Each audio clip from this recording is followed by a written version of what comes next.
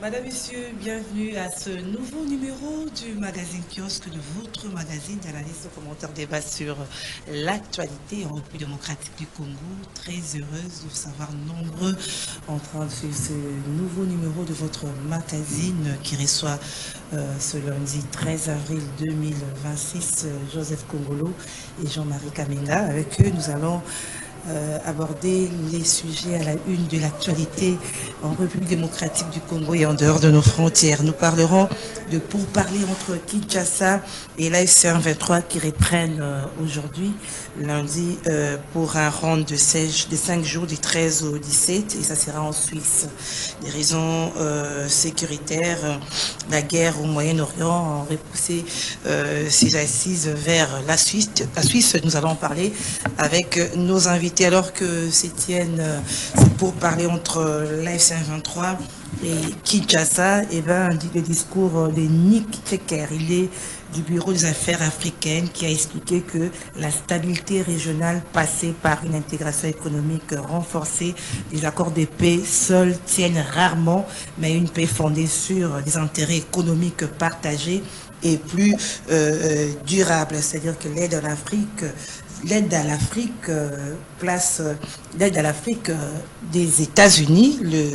Le chargé du Bureau des affaires africaines a évoqué en disant que les accords de paix ne tiennent pas, tiennent rarement, mais une paix fondée sur des intérêts économiques partagés et plus durables. Nous allons aborder la question avec nos invités. Les changements ou modifications de la Constitution, l'ancien chef de l'État Joseph Kabila dit non. Il s'y oppose. Il a réuni du 6 au 8 avril ses proches politiques dans son deuxième conclave. En tout cas, Joseph Kabila s'engage à faire échec à ce projet du changement ou modification de la Constitution. Nous allons en parler avec nos invités. Et bien, un autre sujet qui fait la une, c'est l'insécurité à Kinshasa, avec l'homme d'affaires congolais Vali Amissi, qui a été retrouvé mort à Kinshasa. Une enquête a été ouverte, le suspect est recherché. Cette question d'insécurité de la ville de Kinshasa sera également évoquée avec mes invités ce matin. Madame, Monsieur, merci de nous rester fidèles. Joseph Kongolo, bonjour.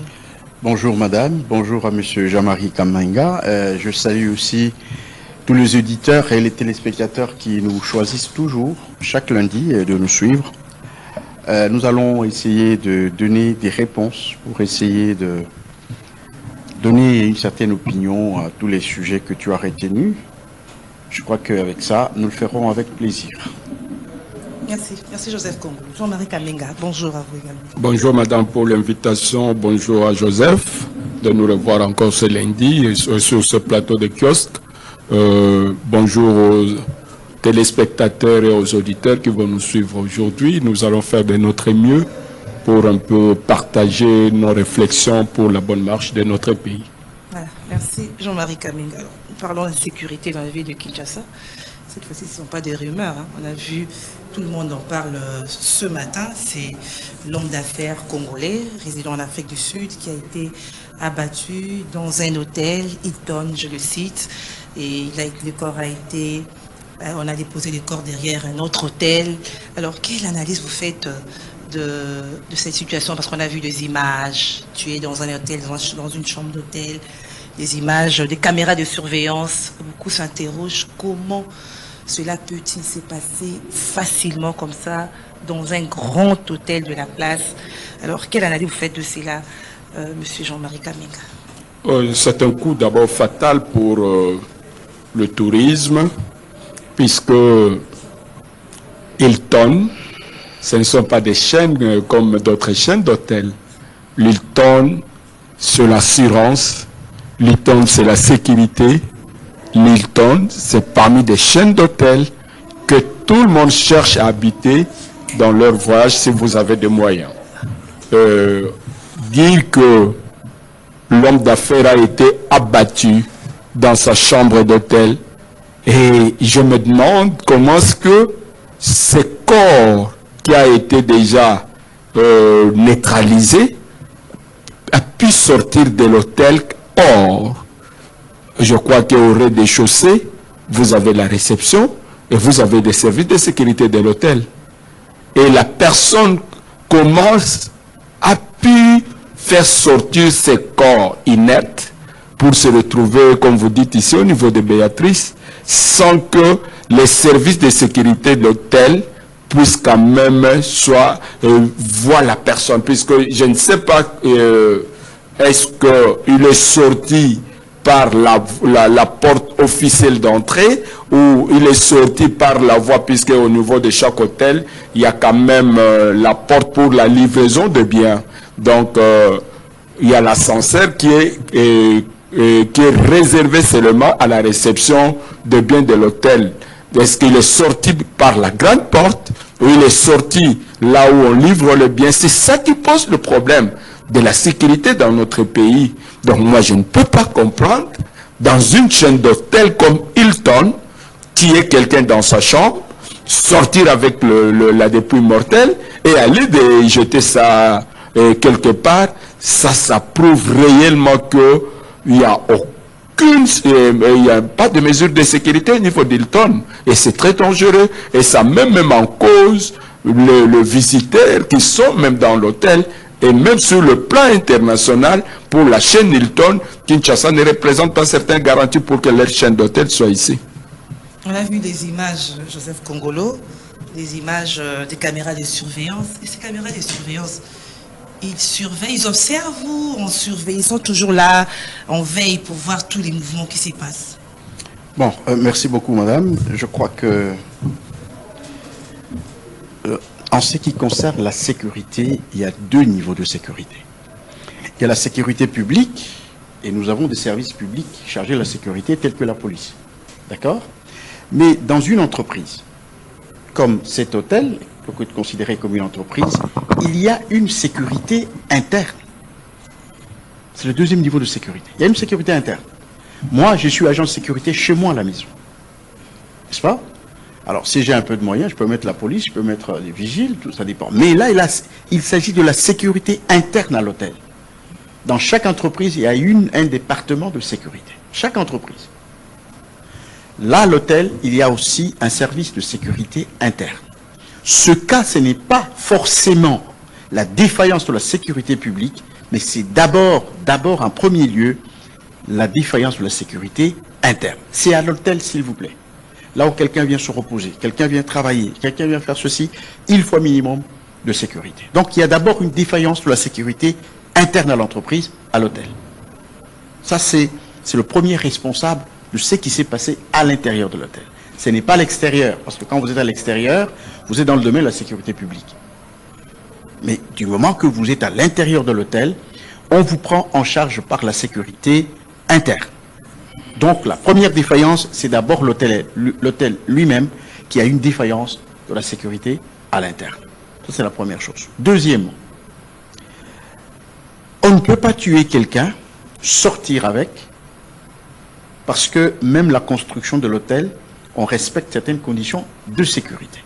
On ne peut pas sortir par une autre porte sans passer par les services officiels. Voyez-vous?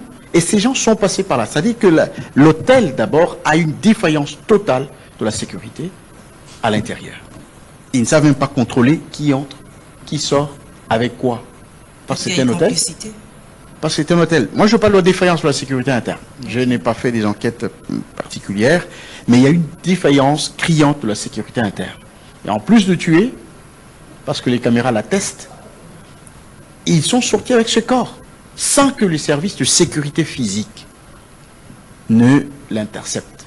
Il y a une grande défaillance de la sécurité interne, n'est-ce pas, à cet hôtel.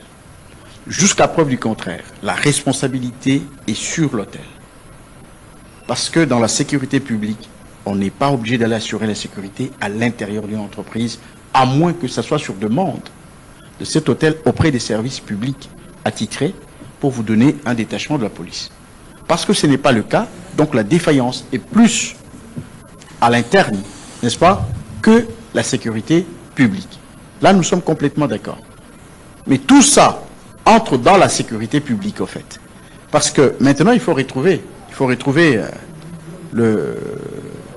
la personne qui a commis l'acte, Là, ce n'est plus la sécurité privée qui va faire des recherches, c'est la sécurité publique. Oui. Voyez-vous? Alors, en ce moment-là, nous allons jauger de l'inefficacité ou pas de la sécurité publique à partir des enquêtes qui vont mener ainsi de suite. Mais ce qui est vrai, madame, c'est que depuis un certain temps, il y a une résurgence de l'insécurité, pas seulement dans la ville de Kinshasa, mais dans presque toutes les villes de la République démocratique du Congo, mais aussi à l'Est, l'insécurité que nous connaissons tous. Alors, ce qu'il faut dire, c'est que si on veut faire l'anatomie des services de sécurité de la République démocratique du Congo, nous allons trouver aussi plusieurs défaillances. D'abord, le corps chargé de la sécurité, qui est la police, ce n'est pas un corps spécialisé. C'est-à-dire que ce sont des gens qu'on a ramassés dans la rue, il y a d'autres qui ont quitté l'armée, ils sont venus dans la police, et il n'y a pas un corps spécialisé formé, n'est-ce pas, pour la sécurité. Il n'y en a pas. La police scientifique, je ne sais pas s'il y a vraiment une police scientifique.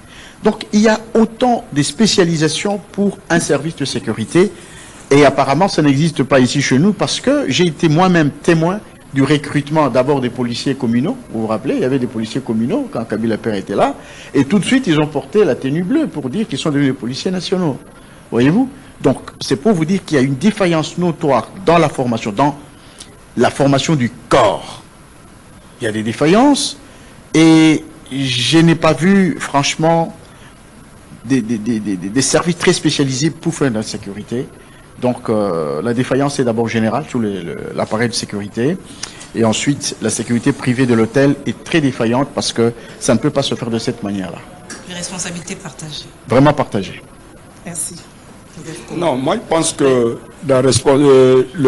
quand vous êtes dans ce hôtel, vous voyez d'abord le rescam, avant même d'entrer, il y a une forte sécurité. Et puis il y a même nos services, souvent ont leur bureau au sein de grandes chaînes d'hôtels. Donc, et puis de deux, je ne sais pas en ce moment, au niveau de leur salle d'opération, s'il y avait réellement quelqu'un, puisque quand vous êtes dans la salle d'opération, vous êtes censé de suivre à partir de votre écran tout le mouvement de l'hôtel, puisque vous avez des caméras. Donc si vous avez 40 caméras, vous voyez le mouvement de tout le caméra. Donc il y a d'abord cette défense interne. Donc il n'y avait pas réellement quelqu'un, puisque aujourd'hui je crois que pour découvrir cette histoire, on s'est référé peut-être au niveau du disque dur pour un peu voir la situation, mais il n'y avait pas, ils sont pas permanents. Voilà, il n'y avait personne dans la salle d'opération. C'est ça qui est un peu dangereux. J'insiste, c'est Hilton. Hilton, ce sont des grandes chaînes d'hôtels sur le plan international. Donc, voir ce qui s'est passé, alors c'est tout un discrédit pour la République. Ça, je le dis, puisque cette nouvelle va parcourir tous les Hiltons du monde. Les gens seront maintenant un peu réticents. Est-ce que, bon, quelle est ma sécurité, même si je réservais pour aller passer nuit à Hilton, Kinshasa. Donc, ça pose quand même un problème de sécurité. Et puis, comme je dis, dans nos hôtels, il y a quand même des services. Nous avons le Jean de la Nerre, il y a beaucoup de services qui ont quand même des bureaux sur place. Quand vous allez au niveau de Fleuve Hôtel, au niveau de Kempinski, vous verrez qu'il y a tous ces services-là qui sont là. Ils ont même des bureaux. Donc, ici à Kinshasa, ceux qui connaissent mieux les hôtels à Kinshasa, il y a tellement la sécurité, puisque à Kinshasa, de grands hôtels et d'abord aussi plus de lieux de politiciens, un lieu d'excellence pour de grands débats politiques, de déjeuners, de causeries et consorts. C'est plus de politiciens, puisque le Congolais normal n'a pas le moyen d'aller là-bas. Donc c'est un peu le niveau VIP où il y a des gens considérés qui sont toujours là. Et ce qui s'est passé, c'est vraiment regrettable pour la sécurité du pays. Donc on donne raison à ceux qui soupçonnent la complicité. Bon, c'est comme Joseph vient de dire, nous on ne peut pas parler de la complicité, donc on laisse un peu au service de mener, la police mener des enquêtes, et de là où il y a la défaillance, c'est comme tu viens de dire, ils ont publié la photo. Ils ont publié la photo. Et c'est ça la défaillance même au niveau du ministère de l'Intérieur. Dès qu'ils avaient publié le photo, s'il y avait la police scientifique, il y avait des histoires, des échantillons qui devaient prendre, aller dans des laboratoires à la minute. On pouvait nous donner déjà l'identité complète de la personne, puisque nous n'avons pas de banque de données. Donc nous n'avons, la CENI, lors des élections, quand vous faites l'enrôlement, on prend quand même des empreintes, mais je ne sais quoi, à quoi servent ces empreintes, puisque à partir de ce moment, on ne pouvait pas seulement publier la photo, mais on devait donner l'identité complète du criminel. Donc c'est ça la différence de notre sécurité. Merci. Alors, parlons Constitution avec l'ancien président Joseph Kabila qui a réuni ses proches. Le deuxième conclave, c'était en Afrique du Sud. Ils étaient réunis en Afrique du Sud. En tout cas, il promet de faire échec au projet des changements aux révisions de la Constitution. Joseph Kongolo, Joseph Kabila, l'ancien président. Oui. Il a été condamné. Tshisekedi aussi en 2006, il était déterminé à faire échec, n'est-ce pas, à la constitution actuelle du 18 février 2006. C'était une force politique qui avait des bases solides dans le pays. Donc l'élection s'est passée, malheureusement, il n'a pas atteint son objectif. La constitution est passée. Là, vous parlez de l'UDPS. Je parle de l'UDPS en 2006. C'était en 2006. Très bien. 2006. De la même manière, Kabila, c'est un acteur politique. Aujourd'hui, il est dans l'opposition. Voyez-vous? C'est normal qu'il fasse des déclarations, comme il le dit, comme Tshisekedi l'avait fait aussi en 2006. C'est différent. Tshisekedi était ici à Kinshasa. Mais c'est ce que je dis. Non, non, c'est ce que je dis. Madame, je continue. Il peut être condamné seul, mais s'il a une base, la base est dans la ville de Kinshasa, ce sont des électeurs. OK? C'est-à-dire qu'en 2006, Tshisekedi a fait la même chose, la même déclaration que lui, n'est-ce pas? Et pourtant, il était non seulement sur place, il avait une grande base, n'est-ce pas, ici à Kinshasa, et les élections, le référendum est passé, et la constitution du 18 février est passée. Donc, sa déclaration n'est pas spéciale. C'est pas une déclaration spéciale.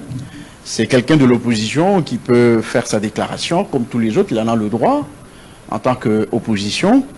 Mais quand on voit maintenant la faisabilité de cette déclaration, c'est là où on dit, mais comment va-t-il faire échec si jamais le pouvoir se décidait, n'est-ce pas, de modifier la Constitution ou de changer ou de réviser la Constitution et qu'on soumettait cette Constitution au référendum?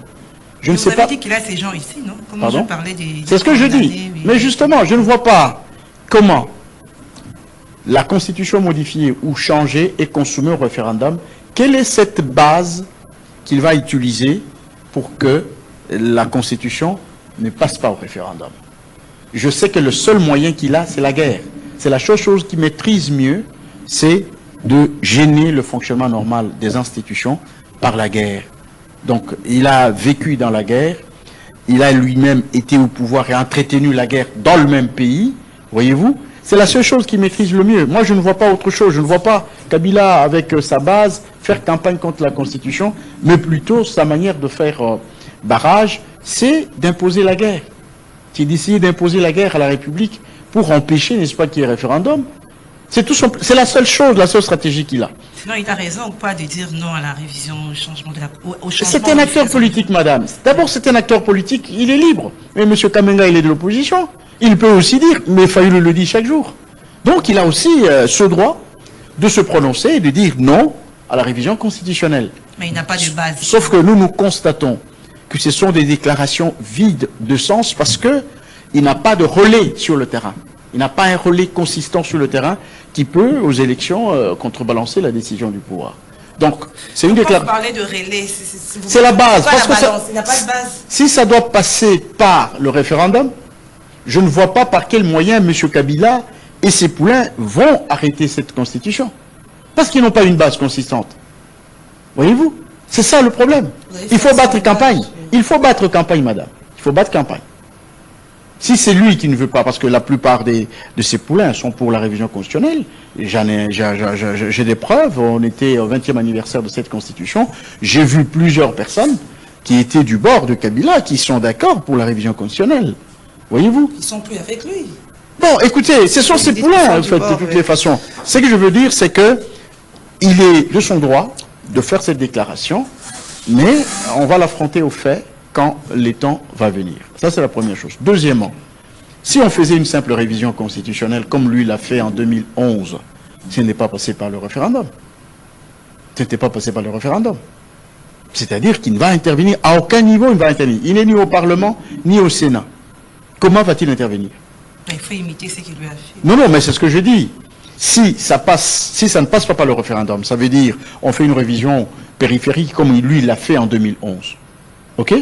Comment lui va s'ériger en obstacle pour empêcher cette révision constitutionnelle?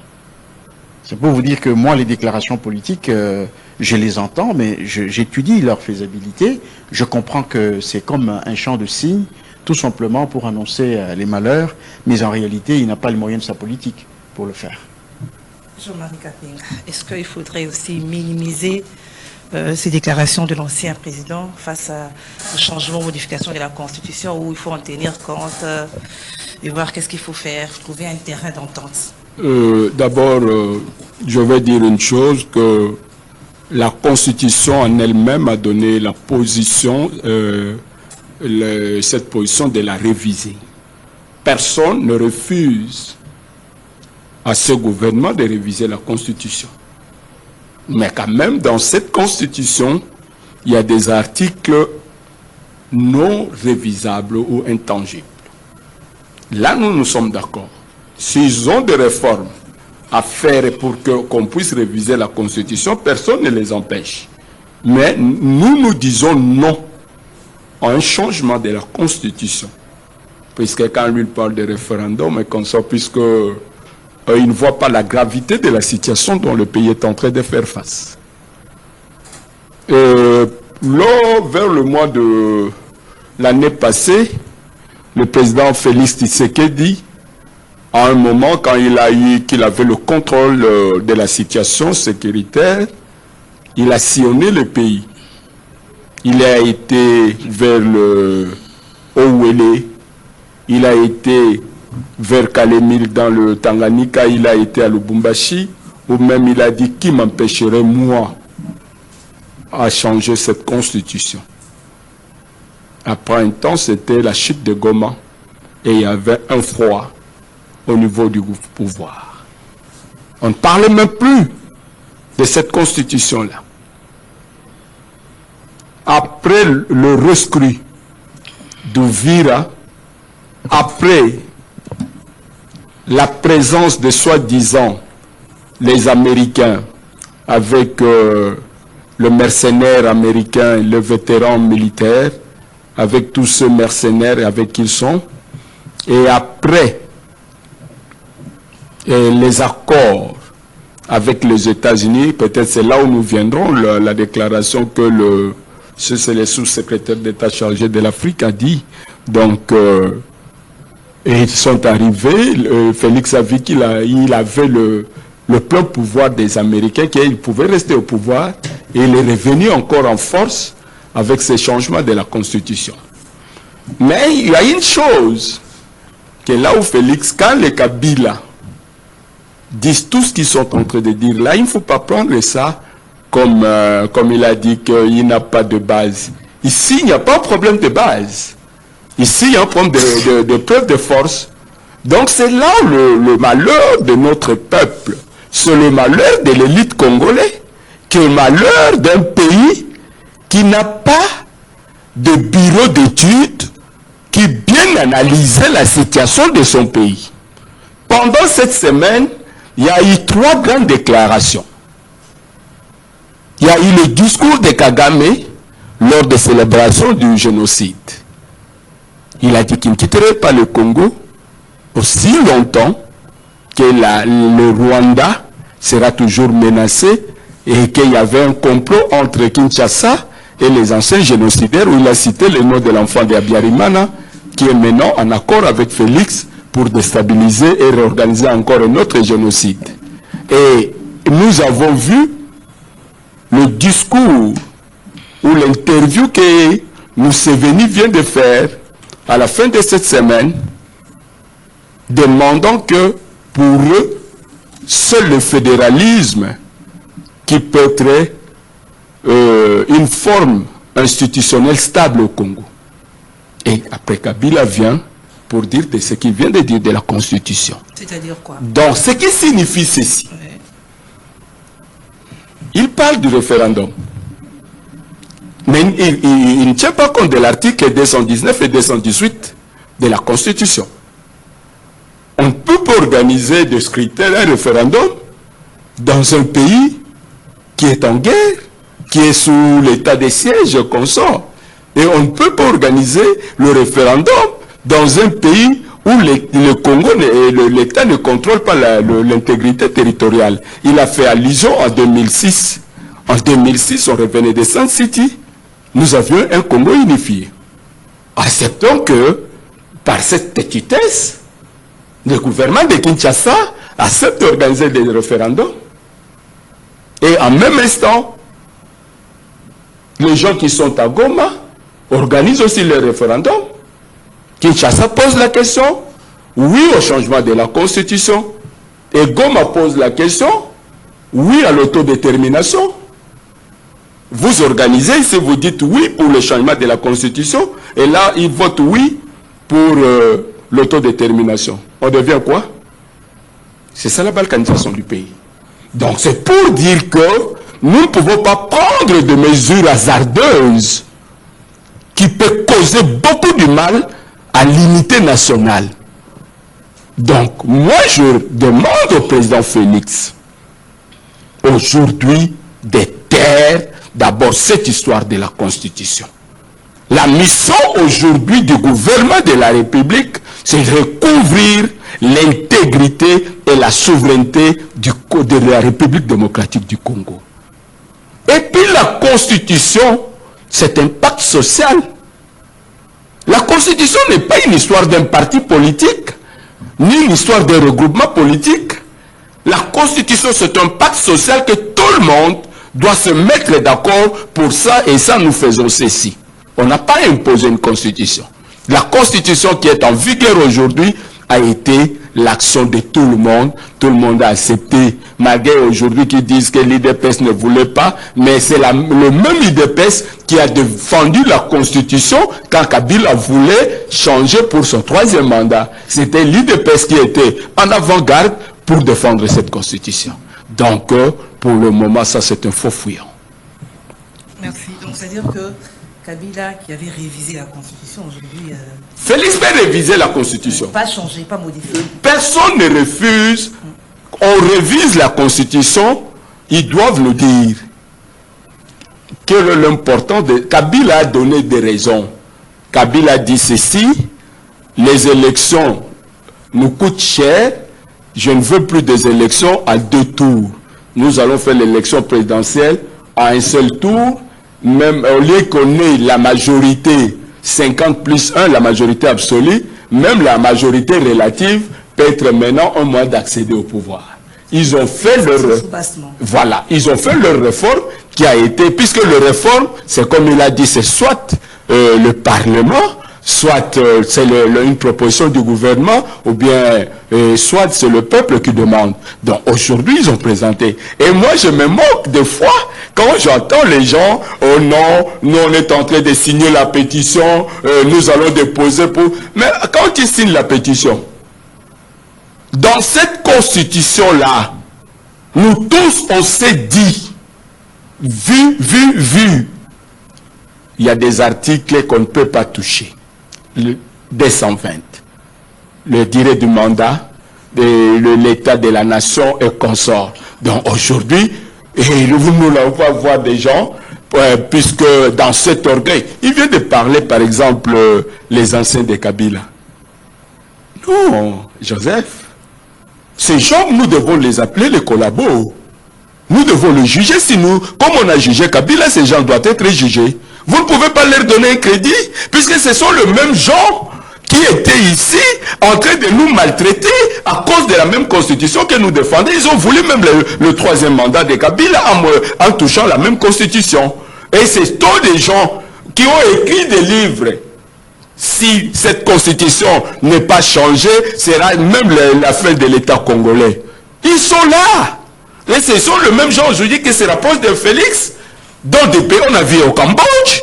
Ce sont des collabos qui doivent être jugés puisqu'ils ont trahi la patrie. Et ce sont les mêmes gens qui sont là, qui ont dit que Kabila était le vrai Congolais. Et c'est les mêmes gens qui retournent aujourd'hui pour nous faire croire que Kabila était Rwandais. Et c'est à ces gens-là que vous allez faire confiance. Ces gens-là ont trahi la patrie.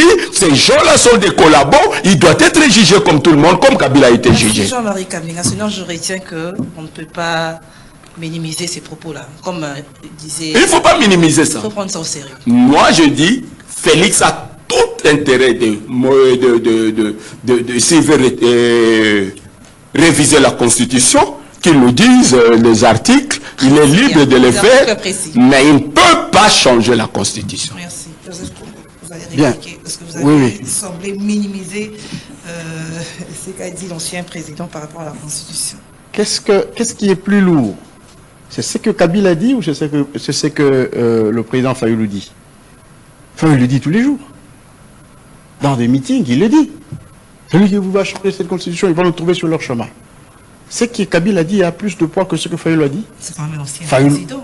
Écoutez, Fayoulou peut battre campagne, lui, il est condamné à mort. Fayoulou peut battre campagne ici, pour le non, au référendum.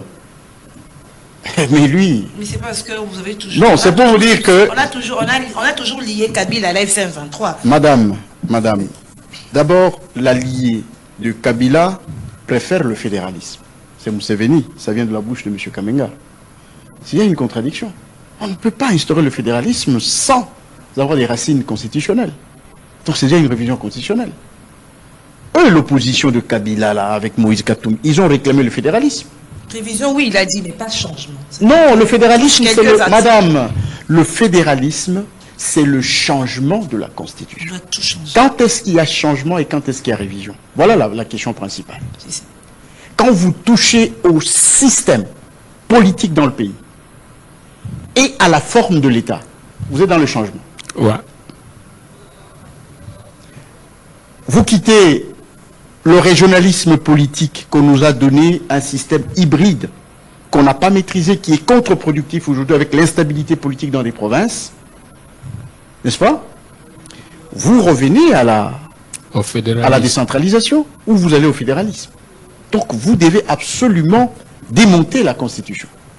Le régime présidentiel, madame, nous avons proposé, quand je dis nous, je m'engage aussi, le système politique présidentiel, avec un bloc unique, où le président de la République, n'est-ce pas, il amène son gouvernement, il est responsable devant le Parlement.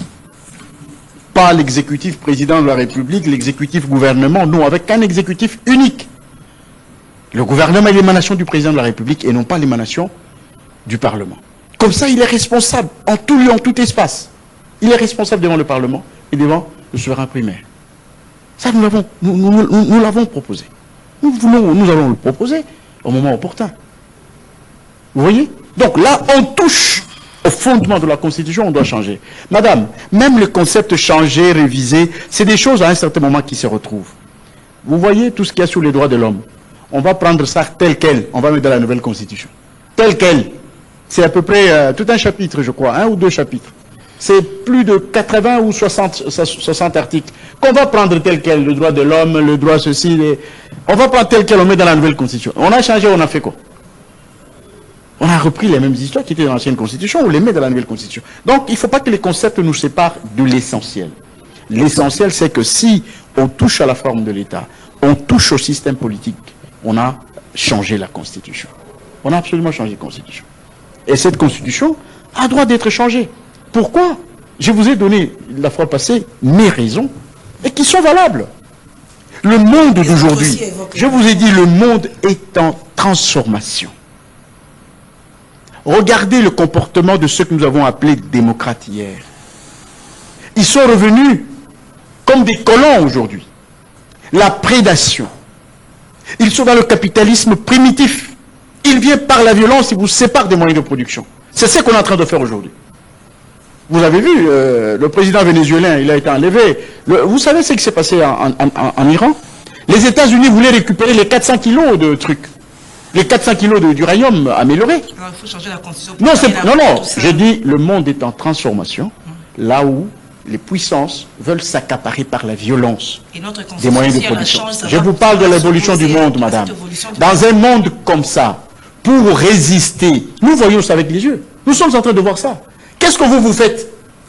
Vous restez pour prendre une décision, il faut réunir les deux parlements, et il faut réunir le Sénat et le truc, il faut aller consulter, il faut aller faire pour prendre une décision.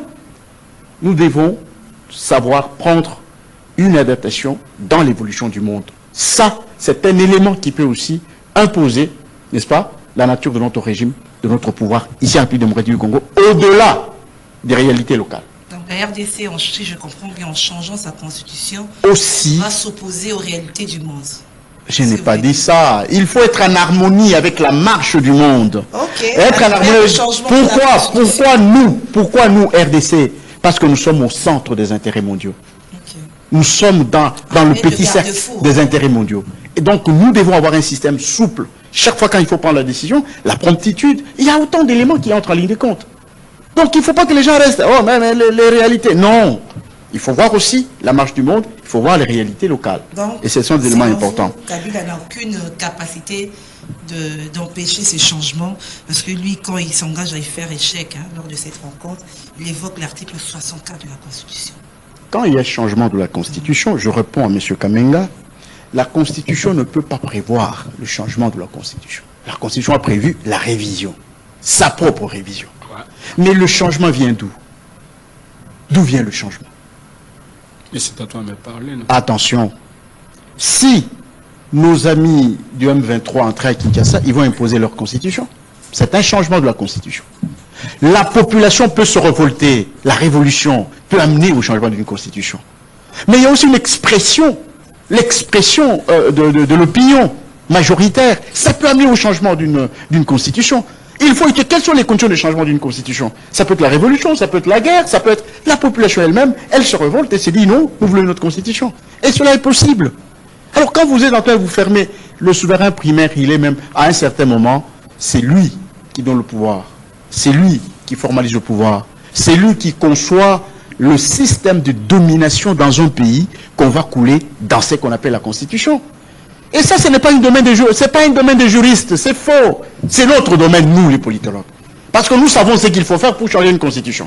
Et Félix le fera. Il le fera. Les positions des autres, ça compte pas. Non, pourquoi ça compte pas?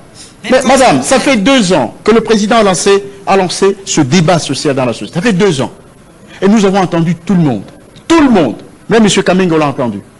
Tout le monde a parlé de la révision constitutionnelle. Aucun. Qui n'a pas parlé de la révision constitutionnelle? C'est lui qui parle du fédéralisme, il parle de la révision constitutionnelle. Qui est cet opposant qui n'a pas parlé de la révision constitutionnelle? Qui? Merci. Qui est-il, Seigneur? Mais alors, il ne faut pas qu'on soit hypocrite. Non, moi, je voulais dire je veux dire à M. Kongolo une chose. Je crois que dernièrement, l'AFC M23 a parlé d'un État fédéral. Je crois que tout le monde a réagi d'une manière plus violente pour dire non au fédéralisme. Nous avons l'expérience de ce que nous appelons le fédéralisme. Vous connaissez la sécession katangaise, vous connaissez la sécession kassaïenne et consorts. Ce pays n'a plus besoin de retourner. Il parle de la constitution aujourd'hui. C'est une bonne constitution, mais ce sont les acteurs. C'est un faux débat, ça. Non, laissez-moi dire. Laissez-moi dire. Ce sont les acteurs et c'est le leadership qui ne sait pas mettre en valeur la Constitution. Est-ce que cette Constitution est respectée? Ça, c'était les postes Non, j'ai dit ceci. Moi, je ne suis pas du pouvoir pour que ça coûte quoi. Est-ce que cette Constitution est respectée? Le vrai problème, quand vous ne savez pas les règles du jeu, vous n'allez pas jouer au football ni au rugby. Donc il faut d'abord comprendre les règles du jeu. Et quand vous comprenez les règles du jeu, c'est en ce moment que vous pouvez jouer à ce sport-là. C'est la même chose avec la Constitution. Quand vous ne maîtrisez pas la Constitution, vous trouverez que cette Constitution n'est pas bonne. Mais quand la Constitution que nous avons, c'est la Constitution française. Donc c'est la même Constitution qui fait construire l'État français, mais que le Congo ne parvient pas, puisque les acteurs ne comprennent pas les règles du jeu. Ouais. Merci. Madame, la France, les États-Unis, l'Angleterre ont été construits dans la dictature dans les empires. Merci. Si on vous demande, Il veut faire des madame, politiques dictateurs. je termine parce que c'est important. Ouais. Il a dit qu'on ne peut pas faire le fédéralisme. Est-ce qu'il peut vous dire pourquoi? C'est parce que la culture politique du Congolais, qui doit devenir citoyen, parce que le citoyen, c'est ça le socle de toute la charpente, la superstructure politique, tout ce que nous avons comme régime, système et tout ça. Si la population n'a pas une culture suffisante pour supporter le système semi-présidentiel comme on est en train de le faire là, on ne le supporte pas. On n'a préparé personne. Voyez-vous, la démocratie elle-même, la démocratie, il faut qu'il y ait des citoyens comme des socles et des supports, des gens qui connaissent leurs droits, qui savent les défendre et les connaître. Malheureusement, ce n'est pas le cas. C'est pourquoi je dis, la culture politique que nous avons ici, quand j'ai parlé des conditions locales, n'est-ce pas? Cette culture politique aime, n'est-ce pas, le régime présidentiel. Mais il y a le gouverneur. Mais il y a le ministre. Vous comprenez? C'est-à-dire que nous lisons, tout ça, ce sont des messages. Ce sont des messages qu'il faut formuler en politique pour faire une demande politique. Ce sont des demandes politiques. Nous avons besoin d'un régime présidentiel. Cette culture-là est plus facile à adopter que tout ce qu'on veut nous proposer, le fédéralisme, le régionalisme politique et tout ça. Non. Il faut être réaliste. Alors, mais moi je suis content à une chose que Joseph vient de dire tout à l'heure. Le peuple ne prend pas conscience de son devoir d'être le gardien de cette constitution. C'est comme ça le politicien profite de cette naïveté pour les imposer leur propre volonté. Merci. Merci. Rendons en Suisse, où se tiennent à partir d'aujourd'hui le pourparler entre Kinshasa et la F23. Ça a été ramené au niveau de la Suisse. Est-ce qu'on peut attendre?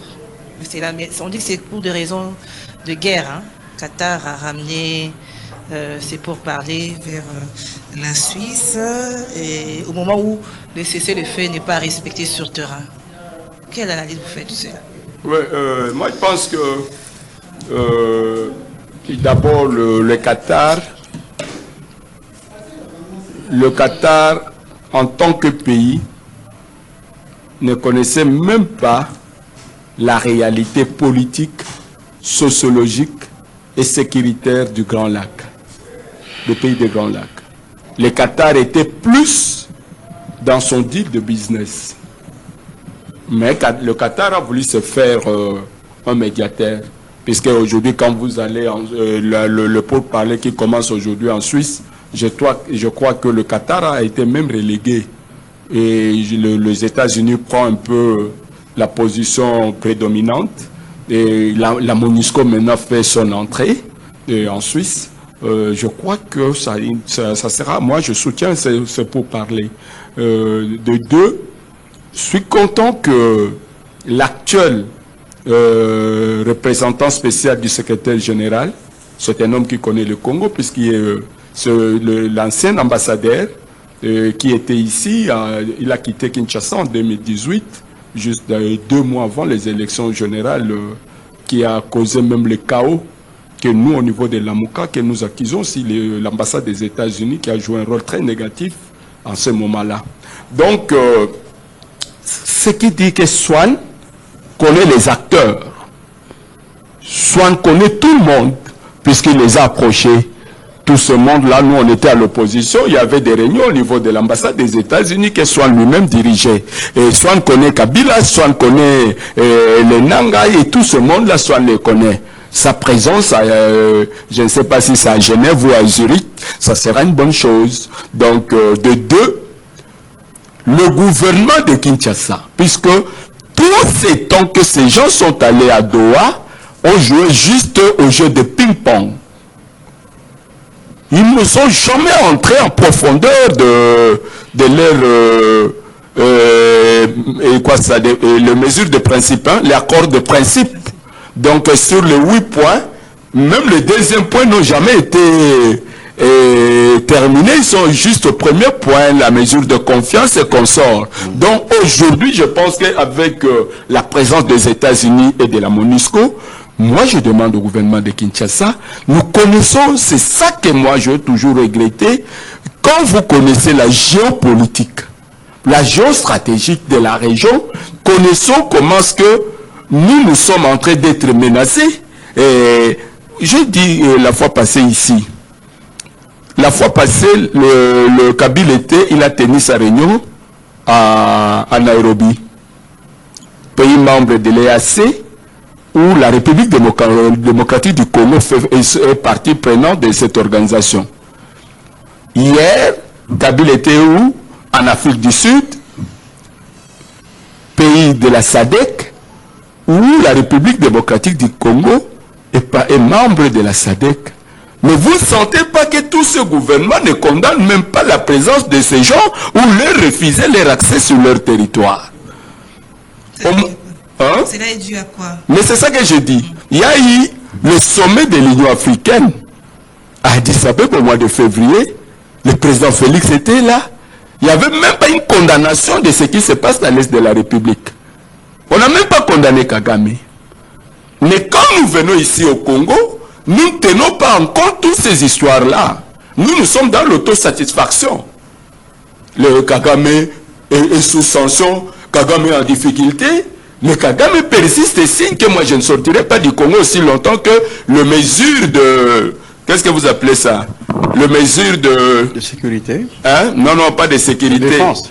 Les mesures de défense, je ne lèverai pas ces mesures de défense aussi longtemps que le Rwanda se sent en insécurité. Donc cette histoire du FDLR donne à Kagame cette opportunité de dire que nous sommes dans une guerre existentielle. Le discours de Kagame, c'est seulement le discours de Netanyahou. Donc l'Israël, l'Iran veut que l'Israël doit disparaître. Nous allons faire la guerre existentielle. Et c'est le même discours que le Rwanda a adopté sur la situation au niveau des Grands Lacs, que peut-être nous, Kinshasa, nous tombons au niveau du piège du Rwanda. En prenant peut-être certaines histoires qui nous mettent en position de faux. Donc moi je pense que cette fois-ci, le président Tshisekedi doit faire cet effort d'arracher un accord, même un accord minimal ou semblant, qui doit redonner au Congo la souveraineté du pays. Que nous reprenons le territoire perdu, le moment venu, et nous tiendrons en compte que nous avons un ennemi que nous vengerons un jour. Et l'accord qui aura des répercussions sur le terrain.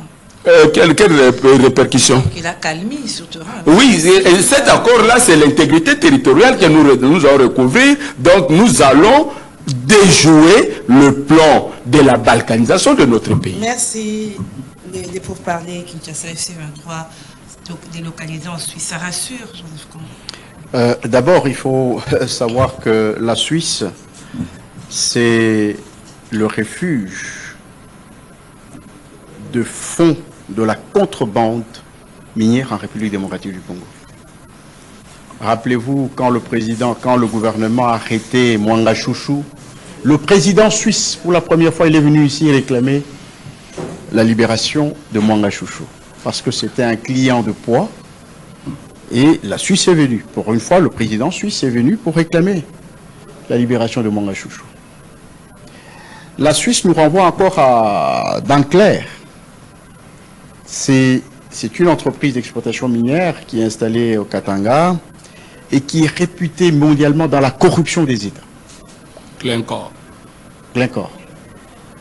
Réputée mondialement dans la corruption. Et c'est ici où cette entreprise et la Suisse, avec tous ces prédateurs qui vont loger leur argent en Suisse, et la Suisse veut protéger ces gens. Le président n'est pas venu ici pour rien, il est venu pour protéger ces gens, tous ces prédateurs qui vont déposer l'argent en Suisse. Et Dankler, avec Glencore, bien sûr, ce sont des gens, des collaborateurs proches de M. Kabila, si vous ne savez pas. Je vous apprends. Glencore, je ne sais pas, c'est sûr qu'il doit y avoir des actions de Kabila dedans. C'est lui qui a amené ces gens et il fait les affaires avec ces gens. Voyez-vous? Donc, délocaliser en Suisse, c'est comme pour dire, la Suisse va aussi jouer en faveur de ses clients, qui sont le 1-23. En défaveur de l'RDC. Je pense. C'est un soupçon. Non, nous sommes en train de tourner. C'est un soupçon. Non, non, je dis bien, c'est un soupçon. Parce que moi, je me dis, pourquoi seulement la Suisse? Vous pouvez aller à Rome, chez nos amis comment on les appelle, les prêtres qui font... Saint-Édio. Saint-Étidio. Égidio, on pouvait tenir notre réunion là-bas. Pourquoi on est allé seulement en Suisse? Moi, personnellement, de ce que je sais, je crois que ce n'est pas pour rien qu'on nous a orientés vers la Suisse. C'est pas pour rien. La Suisse est toujours du côté de ceux qui nous combattent, du côté des prédateurs. Pour ses intérêts. Oui, pour ses intérêts. Il est venu chercher Mwanga Chouchou ici. Il a imposé au président de la République de libérer Mwanga Chouchou. Heureusement que le président a refusé de libérer Mwanga Chouchou. Donc, je considère que ces délocalisations,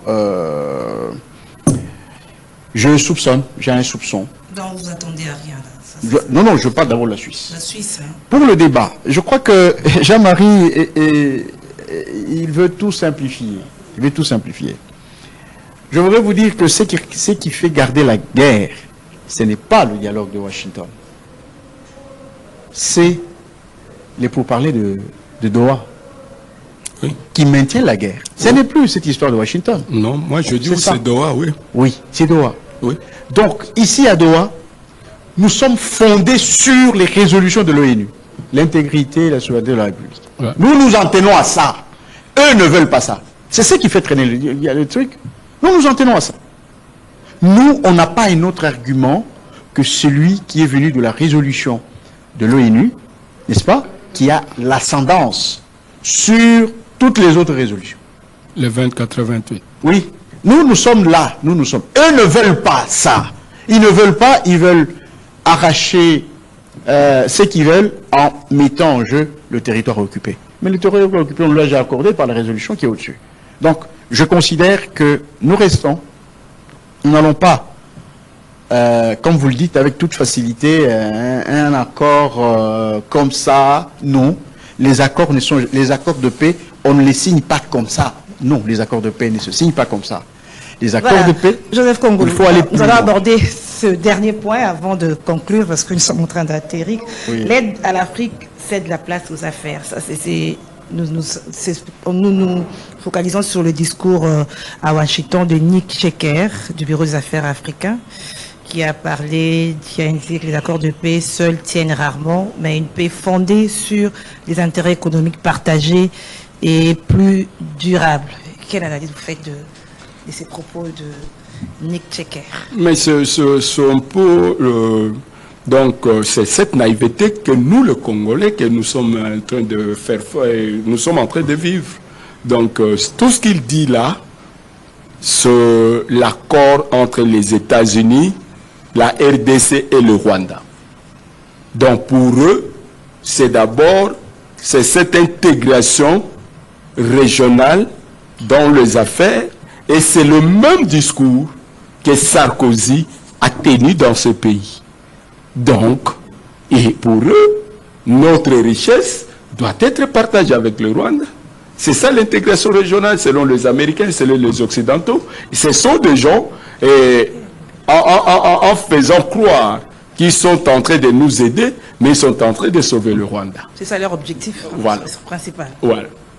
Donc, mettre le Rwanda dans une position de force, puisque nous, on peut produire le Rwanda en tant qu'un pays où le climat des affaires sont au beau fixe, peut être un interlocuteur pour l'exportation et le transport de nos minéraux. Mais on doit quand même aussi poser une certaine question par rapport aux entreprises chinoises, parce que quand les Américains mettent vraiment...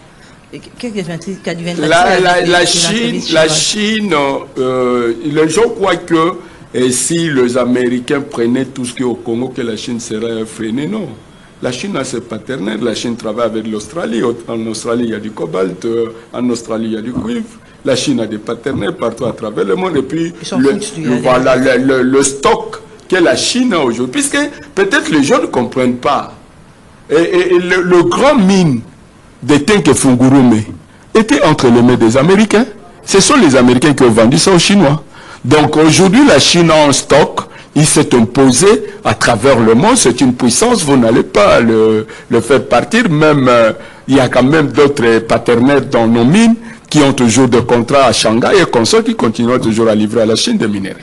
Merci. Les États-Unis disent vouloir associer leurs efforts diplomatiques à des cadres économiques concrets. Joseph Congo. Bon, en réalité, c'est des choses qui ne se déclarent pas. Mais là où il y a des accords de paix, généralement, quand il y a confrontation, des États proches, voisins, comme nous, vous comprendrez très vite que la guerre ne naît que là où il y a des intérêts. Voyez-vous? Et ici, les intérêts sont connus. On les a cachés, on les a cachés. Ce sont les minéraux de la République démocratique du Congo. Rappelez-vous, Sarkozy, au-delà de Sarkozy, il y avait tous les autres présidents américains et le président français. Ils ont réclamé que nous, on partage notre richesse avec le Rwanda. Ça ne sera pas le premier. Le premier président a déclaré. C'est depuis. Ils ont voulu qu'on réclame cette heure. Donc, ce qui est vrai, c'est que ce sont des choses qui ne se disent pas, qui ne se déclarent pas, en réalité. Mais au fond, la solidité, la durabilité d'un accord de paix, surtout dans notre condition, va avec l'économie. C'est tout à fait correct. Mais nous avons une économie commune avec l'Est. Parce que les gens, quand on parle de ça, c'est comme si à l'Est, il n'y a aucune économie. Nous avons une économie commune avec l'Est. Nous avons beaucoup de choses que nous partageons ensemble. Il n'y a pas que le gaz, il y a la forêt, il y a quoi l'électricité. L'électricité, il y a beaucoup d'intérêts, il y a la pêche. Tout ça, ce sont des intérêts. Voyez-vous? Même les échanges entre les deux pays. Tout ça, ce sont des intérêts que nous devons partager. Quand on parle de partager, les gens croient que le Rwanda viendra exploiter les mines ici. Non, le Rwanda ne vient pas exploiter les mines. À moins qu'ils viennent comme tous les États, comme ils viennent, ils peuvent exploiter les mines. Il n'y a pas de problème. Mais le problème, il y a des économies claires que nous partageons avec le Rwanda. Et quand les gens parlent de ça, ils disent, oh voilà, on a cédé. Non, non, cette économie a toujours existé depuis Mobutu. D'ailleurs, Mobutu a été l'un des artisans de cette économie. Le CPGL. Oui, dans le cadre de la CPGL. Il y a déjà une économie existante. Ouais. Donc, aujourd'hui, c'est à nous de bien gérer ces situations, n'est-ce pas? De ne pas fermer la porte aux investisseurs qui viennent par la grande porte. Si le Rwanda veut venir, certainement le Rwanda viendra toujours, à travers même les Américains, ils viendront faire des actions dedans. Donc, c'est à nous d'être un peu plus vigilants sur les accords que nous allons signer avec les Américains. C'est vrai que la solidité et la durabilité des accords de paix, particulièrement dans notre cas, en tout cas, ça va aussi avec l'économie et c'est ce qui va rendre plus solide la paix. Merci à vous, merci Joseph madame. Congolo, merci Jean-Marie Kamenga, merci à vous fidèles téléspectateurs, merci à l'équipe technique, merci au coach Doudou Montiri, madame, monsieur, bon début de semaine, je vous retrouve mercredi avec le même plaisir, au revoir.